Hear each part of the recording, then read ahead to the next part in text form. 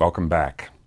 In our casebook of 12 remarkable archaeological sites or discoveries from the classical world, we've reached the midpoint of our 5 on the ancient Greeks. So far we've seen the great Panhellenic center of Olympia, famous for its Olympic Games. We visited the Agora of ancient Athens and came up with the mixing of religion and politics in the ancient Greek world. Now, there were times when the ancient Greeks would have subscribed to that Latin saying, vox populi, vox Dei. The voice of the people is the voice of God. For instance, at the Agora, both German excavators and American excavators and Greek excavators have found thousands of little potsherds called ostraka, each one inscribed hastily with the name of an Athenian citizen, and they were cast as voting ballots for ostracisms, and that's where we get that word, to ostracize somebody. This was the voice of the people with a vengeance. There was a tradition in Athens from the time of the earliest democracy that if enough people voted sometime in the middle of the year, which would have fallen in midwinter or early spring, if enough people voted that there was a dangerous person among the citizen body who needed to be got rid of for a 10-year period, no questions asked, no formal trial, no accusations, you could all show up at the assembly place on a given day, write the name of the person you wanted to see leave on an ostrakon, throw it into the heap, and if there were enough of them, the person who got the most votes had to get out of town, and they just had a few days to settle their accounts before leaving. So some of the greatest of Athenian citizens, Themistocles, Xanthippus, the father of Pericles, Aristides the Just, Pericles himself, Cimon, the son of Miltiades, the victor of Marathon, their names show up on these little inscribed sherds of pottery as the people vote. And there is a beautiful story about this, that Aristides the Just was going into the ostracism one day, and an illiterate farmer asked him to write the name of the person that he was voting to get rid of. And Aristides said, "Certainly, sir, what name?" And he said, "Aristides." So Aristides, being the just, wrote it down, gave it to the farmer, and said, "I just have to ask you, what do you have against Aristides?" "Nothing. I just get tired of hearing anybody called the just all the time." So you just can't win in a democracy. But that tradition of getting rid of somebody for 10 years grew out of a religious thing. The Athenians had an idea of a scapegoat, that sometimes someone was banished for the good of the people, and you were expelling a person who bore on their back all of the guilt, all the bad luck, all of the misfortunes of the people. And this kind of purification, with its religious slant, ties us to our next site, the Delphic Oracle. We mentioned the great Peloponnesian War last time between Athens and Sparta, and how a ritual banning of people from Megara, from the Athenian Agora, helped lead to that war. Another thing that was tied in with the opening stages of the war was a statement from a extraordinary shrine at the heart of the Greek world called Delphi, where a woman who spoke for the god Apollo had given an oracle saying that Athens was a cursed city. There was a cursed family in that city, and it needed to be expelled. And the Spartans claimed that one of their duties as religious-minded Greeks was to help the Athenians expel this family called the Alcmaeonidae. Well, it happened to include Pericles, the leader of Athens, so this would have been a good way of getting rid of the strongest man in Athens before the war ever began. But it came from that oracle, and it confronts us with something that many people find disturbing about these ancient Greeks, and that there were people in antiquity who also found disturbing. That in this society, which seems to have put such a high premium on rationality, people for their ultimate crises, whether as citizens of a country or city or in their private life, would either send envoys or travel themselves to this remote shrine on the rocky southern slope of the holy mountain Parnassus, looking out over the waters of the Corinthian Gulf, go down into the bowels of a temple. A rare thing that you got to enter a Greek temple, but here was one where you got to go and consult the god yourself. And there in the dimness, in that crypt, they could see in a smaller area called the aditon, the do not enter area, a woman seated on a tripod. We can be very grateful to one of those Athenian painters down at the Agora who decided to use the image of the Delphic oracle, the woman was called the Pythia, sitting on her tripod, as a design on a drinking cup. Because this is our only contemporary snapshot that shows us in any great detail what it would have looked like. The painter has shown a column in the center of the design, a nice little Doric column, which shows us we're in an interior space. We're down under the level of the temple floor, and the woman is seated on a tripod so high that her bare feet dangle in midair. The painter showed her slumped, which is an odd thing because the Greeks are very proud of their good posture. It's normally only people who are in mourning or some other altered state would be shown slumped. She's holding a little fiale, an unfooted water dish in one hand, and in the other a sprig of laurel, the bay tree, Apollo's own special tree. And she is in the oracular trance. She is not a prophetess herself like Deborah in the Bible, who has inspirations in her own right. She's a medium. Her own spirit has fled away, and the God is using her like an instrument. She is shown on the little cup from Athens being questioned by an Athenian king. His name is Aegeus. He's going to give his name to the Aegean Sea when he throws himself into it. And his son, Theseus, will be one of the most famous of all the early kings of Athens. He's asking about how he can get a son. This was a great point of concern for all Greek families. The Delphic oracle had tremendous prestige. The Greeks thought it went way back into the Bronze Age and the heroic period. Agamemnon is supposed to have consulted it before the Trojan War. Oedipus is supposed to have gone there and gotten that terrible oracle, the riddling one, as many of the Pythia's oracles were riddling about you are a cursed man who will kill your father and marry your mother. All of these mythic associations then led on to this prestige of this oracle as people went to ask the woman, where should we found a colony? Who should we choose as a leader? Should we or should we not go to war? Even non-Greeks sent to the Delphic oracle. King Croesus of Lydia, a kingdom in modern Turkey, very famous for his wealth. We still say rich as Croesus because he was one of those early monarchs who coined some of the first gold and silver coinage. He sent there to know if he should fight the Persians under King Cyrus, who were threatening to take over his kingdom, and the Delphic oracle chanted in her hexameters, the same verse that the Iliad and the Odyssey are written in, the riddling reply, if you cross the river Halys, a great kingdom will fall. Well, gung-ho King Croesus led his cavalry out and attacked King Cyrus, and in the resulting battle, the Lydians they fought the Persians initially to a standstill and then were overtaken by the quick-thinking Cyrus on the retreat and wiped out. Croesus apparently according to one tradition, sent somebody back to Delphi to say, what was with that answer? And she replied, well, you should have asked which kingdom. This is what she was famous for. She told the Athenians at the time that a later Persian king, Xerxes, was threatening to take over Greece, that they should put their faith in a wooden wall. Well, that had a couple of possible meanings. There was a wooden palisade around the Acropolis where the temples were. Should we go up there? No, said the great statement, Themistocles, the wooden wall is our navy.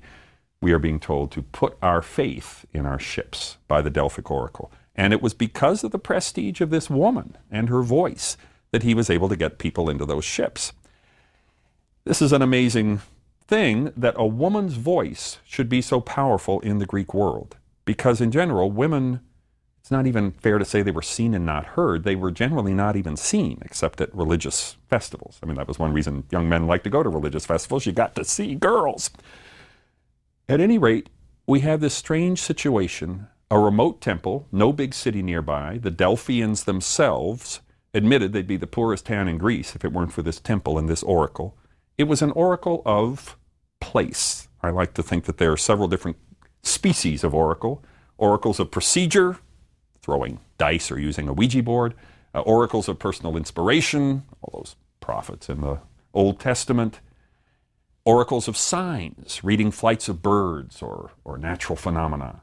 And then oracles of place, a specific spot where some force is coming out of the earth that will inspire the prophet and allow them to channel some force above and beyond themselves. These women, who were always women of Delphi, they could be old, young, rich, poor, illiterate, very sophisticated in their learning. They were not from the same family, which was a typical thing with Greek priesthoods and priestesships, that you would be from the same family. They seem to have been chosen for their aptitude, and they served this god, Apollo, because it would appear they originally served a goddess, Ge, Mother Earth, at the same spot, who originated the oracular tradition with her priestesses. And when the young god Apollo came with his little bow and arrow and shot Mother Earth's python, which gives the name Pythia to the woman who sits on the tripod, and also the ancient name Pytho to the site, that's what Homer calls it. Apollo takes over. He can bring in his own priests, he can build a nice Doric temple, but he can't get rid of those women. They're the ones who know how to channel the voices. Now, where did the power come from? Why was this place so special? Well, I certainly read about this when I was in school. The ancient Greeks claimed there was a cleft in the rock of the mountainside, a pneuma, or pneuma, if we want to give the upsilon the v sound that modern Greeks would, came up out of that rock from a source deep inside Mother Earth. And when the woman sat on the tripod that straddled the cleft and breathed in that pneuma, that breath, that vapor, the trance was triggered, and suddenly the god Apollo was speaking through her. She could still sit up, she could hear the questions, she could apparently see the questioners, but it was not the woman who was actually speaking. We're incredibly fortunate at Delphi that we have the writings of a high priest. He's very famous. His name is Plutarch.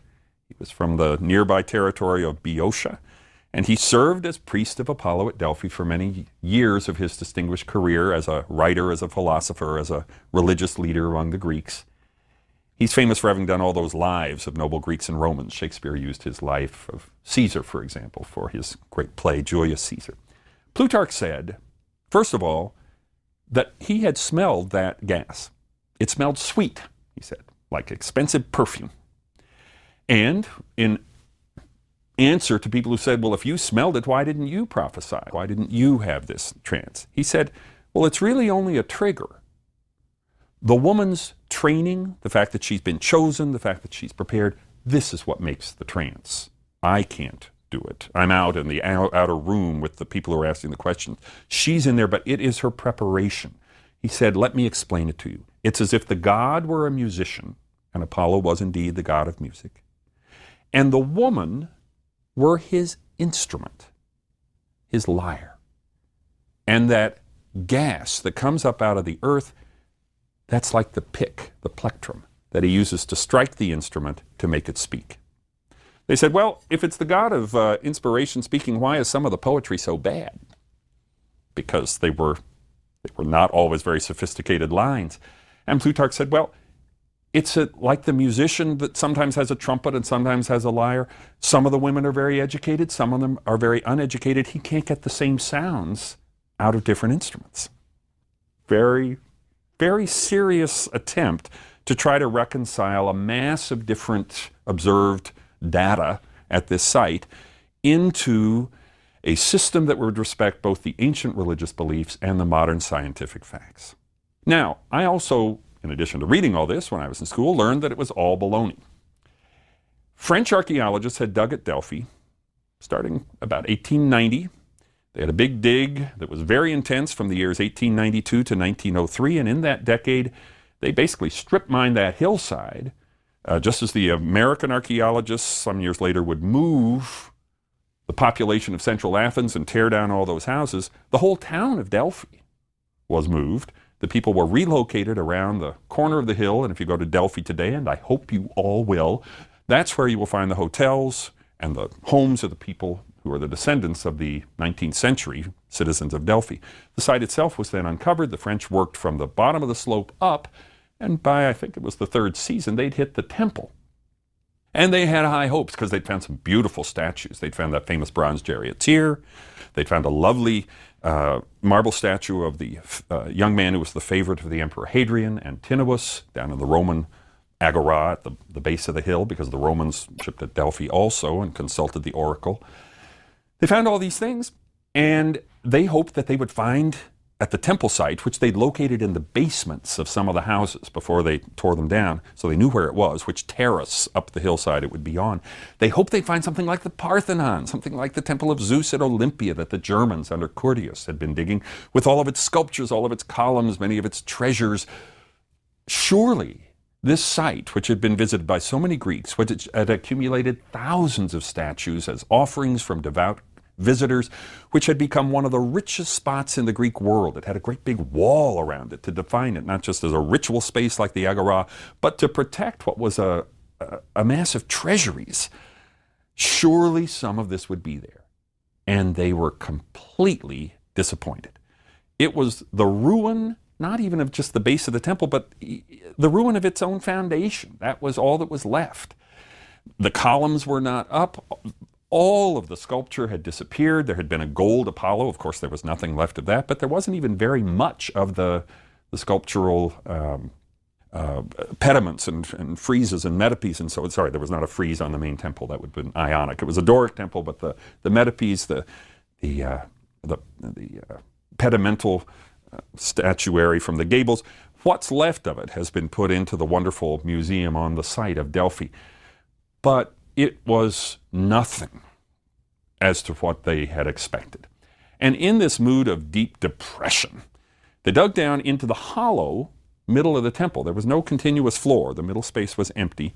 There was a slot, which I certainly would interpret as a place where a staircase or ramp had led down into that lower area. Plutarch always says she went down to give the prophecies, and we know she was down near Mother Earth and near that rock. Well, they expected to find a big cleft, and they expected to get fumes as soon as they got the overburden of dirt out, and they didn't get any of that. In fact, it kept filling up with water. And so, first, an English visitor published a paper, a very influential paper in the early 1900s, saying, I think the whole thing's a myth, a fraud, a fake. I think the Delphians just made up this tradition about the gas to make it seem more interesting. I don't think there was ever anything here. And the French fell in line with that and finally decreed not only that there was no evidence, but it was impossible. Only a volcanic area could produce such intoxicating vapors, and there were no volcanoes near Delphi.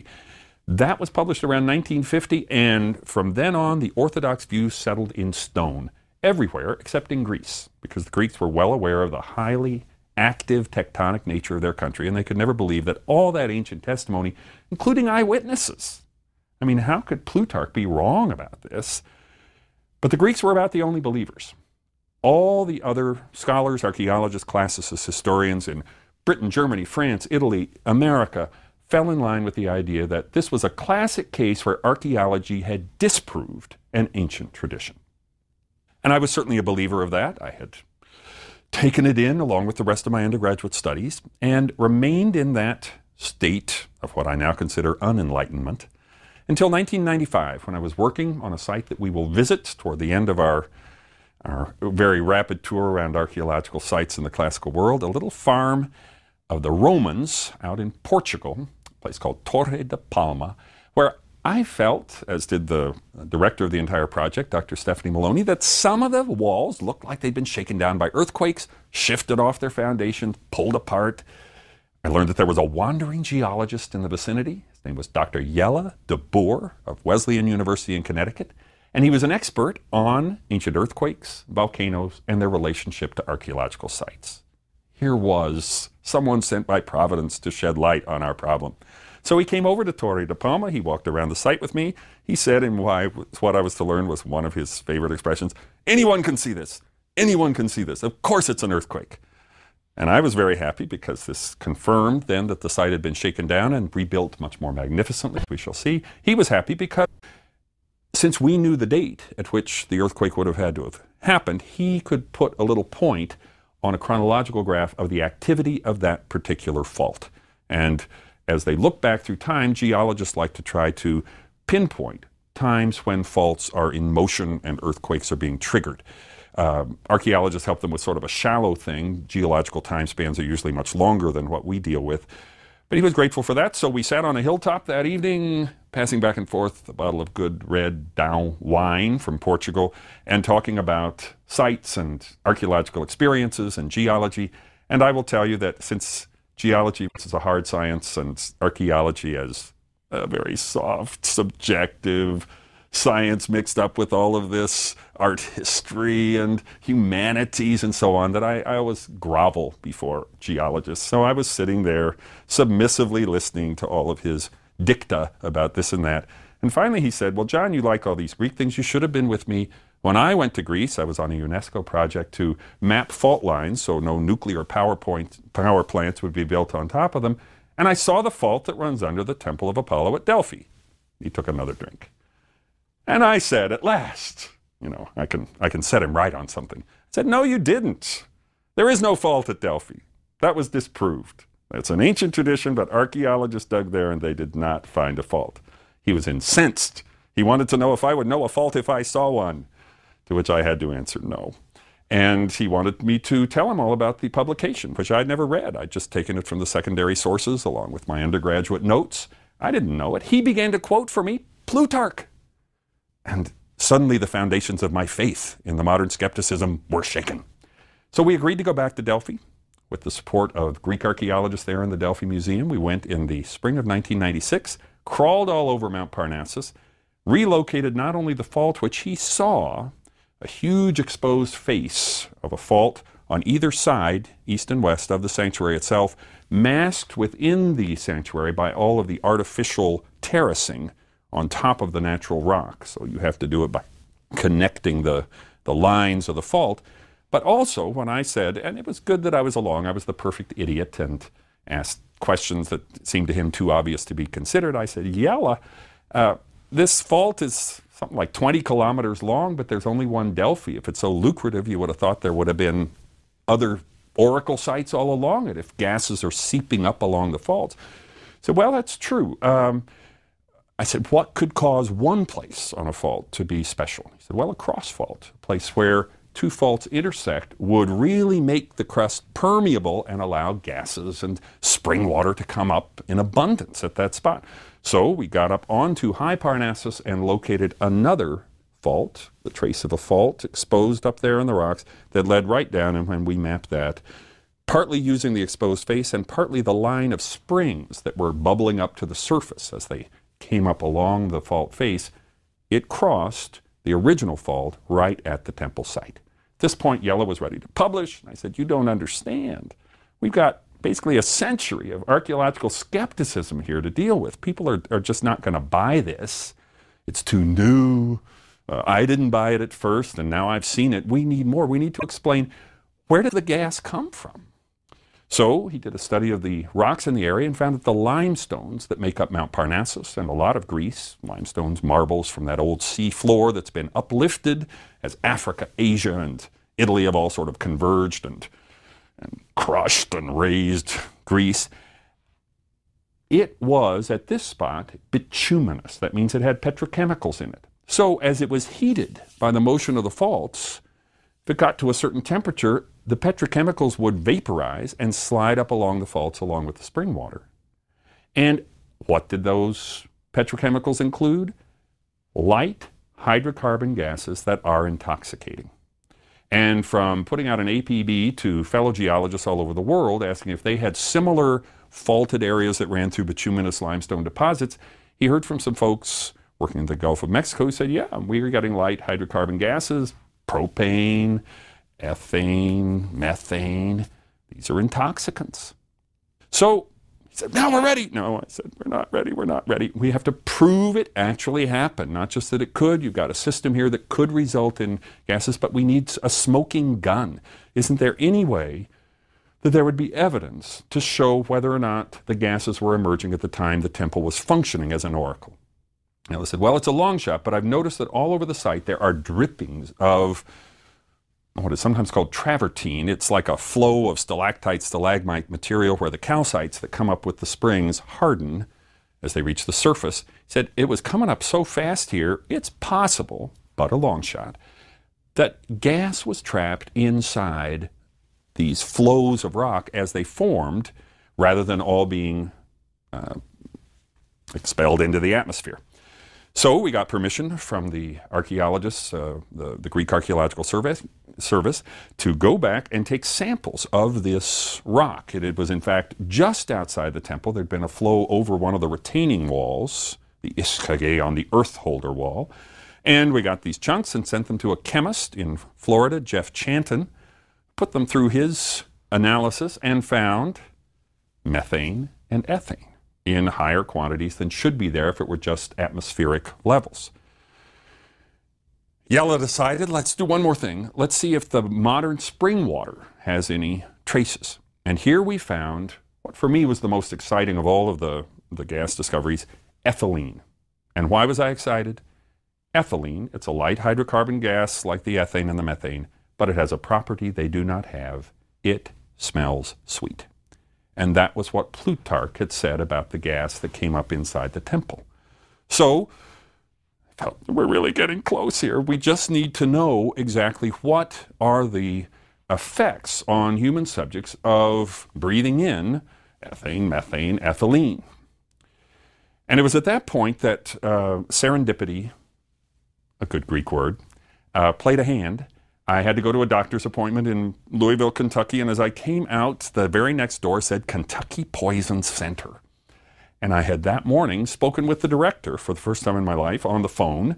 He had grown up in South America and was interested in South American archaeology and artifacts and had called me up, and it had been out of the blue, and here I was. So I went in, explained what I was doing, and he said, I can't believe this is what you're studying. His name was Dr. Henry Spiller, a.k.a. Rick Spiller. He said, I'm studying huffers. I'm studying kids who can't afford street drugs yet, but buy propane, glue, paint thinners, and they sort of snort it, huff it, goes right in through the nose, right into the brain, inhibits the release of oxygen from the blood into the brain, and you go into an altered state. Let me see what I can find out about the toxicology of ethylene. And what he found was that in the first part of the 20th century, it had been used as an anesthetic. It works twice as fast as nitrous oxide, laughing gas. You only need half as much to get the same effect. And it had been an anesthetic that not only put people under into complete anesthesia, if it in about 20% or more of what you're breathing is ethylene, you'll go under, but in doses under that, it had been found to induce a light out-of-body trance. Most of the time it was a benign trance that people could answer questions, but every now and then the human subjects who were used in the tests had gone into violent deliriums, thrashing, screaming, raving. They had to be taken off the gas. And there were records recorded by Plutarch and a Roman writer that at times the Pythia died. She would have a bad trip, a violent frenzy. And I said, well, what could cause this? He said, well, the likely thing would be she ate that morning, she vomited during the frenzy, she ingested some of the vomit down into her lungs. That's why they don't let you eat on the morning of an operation where you're going to have an anesthetic. And she would have gotten pneumonia and nothing could have saved her. How long between the raving and the death? Because that wouldn't apply if she died immediately. I said, Plutarch said she lived a few days and then died. So everything at that point seemed to have locked together. The nature of the site, the faults, the nature of the stone, the gases that were coming up in antiquity, the surviving traces of ethylene in the modern spring water, Plutarch's statement that it was getting weaker through time, that even in his own time, the flow of the gas seemed to be less than it was in the heyday of the oracle back in the days of the 6th and the 5th century BC. And finally, the specific toxicology of ethylene, as well as its sweet smell, which indicated to me the very strong likelihood that this was not a fairy tale, a romance, a fable, or what we call a myth. That in fact, at Delphi, we are very privileged to have eyewitness accounts of a genuine religious experience that was at the very center of Greek faith and politics for centuries, and in which we can now say the Greek tradition is supported to almost the finest detail by the discoveries of modern science.